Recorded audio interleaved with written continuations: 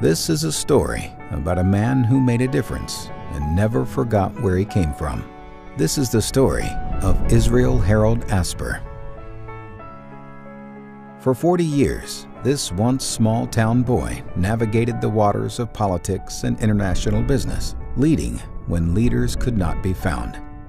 Izzy, as he was known, insisted that all of us need to enter the trenches and become protagonists. His parents, both musicians, immigrated to Minnedosa, Manitoba from the Ukraine in 1926.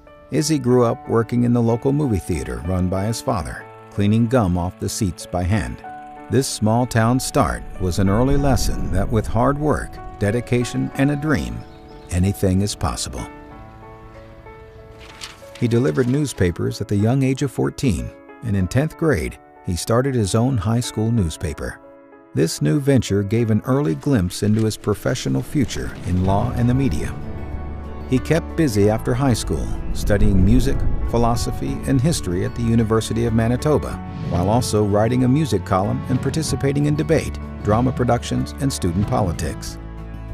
A popular and cheerful youth, Israel married Ruth Babs Bernstein, his high school sweetheart. Together they started a family, raising sons David and Leonard and daughter Gail. After graduating from law school as class valedictorian in 1957, he pursued his master's degree while at the same time forming his own law firm, Asper, Friedman & Company. Izzy built a successful career as a tax lawyer and consultant, but attracted more widespread attention with a weekly syndicated tax column in the Globe and Mail. His writing was well respected, exemplified by his best-selling book on taxation, which he wrote in only 6 weeks.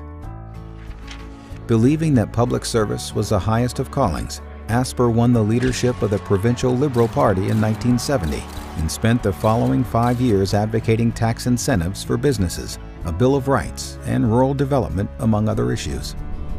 Though he did not become premier as he had hoped, Asper retained his legendary confidence.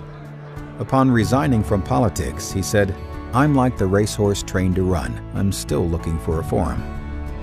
He later found his forum in broadcasting. It was in Winnipeg, where he rebuilt a struggling studio into one of the few independent television stations in Canada, CKND. Later, he acquired Global TV, which became the hub of CanWest Global Communications, Canada's largest media company.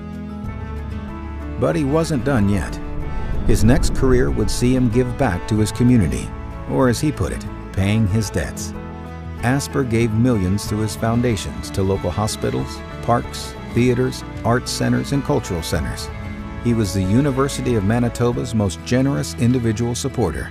In 1999, his donations allowed the university to establish the Asper Chair in International Business and Trade Law and the Asper Center for Entrepreneurship. After a $10 million gift in 2000, the university's business school was renamed in his honor. Izzy described it as the greatest recognition he had ever received. These major gifts have helped ensure that the I.H. Asper School of Business will continue to produce many of Canada's outstanding leaders of tomorrow. He was always the protagonist, fighting for his city, his country, and his heritage. His friends and colleagues watched with admiration as he worked tirelessly to achieve his dream of a Canadian Museum for Human Rights in Winnipeg to commemorate the victims of intolerance and to teach citizens the importance of standing up to protect human rights. He was known as the tough-as-nails, politically incorrect, jazz-loving media titan who always stood behind his hometown, even when others in his place might have moved to larger centers. From a small-town boy to Manitoba's favorite son, Israel Harold Asper lived 100 lives, touched millions of people, and will never be forgotten because there has never been anyone like him.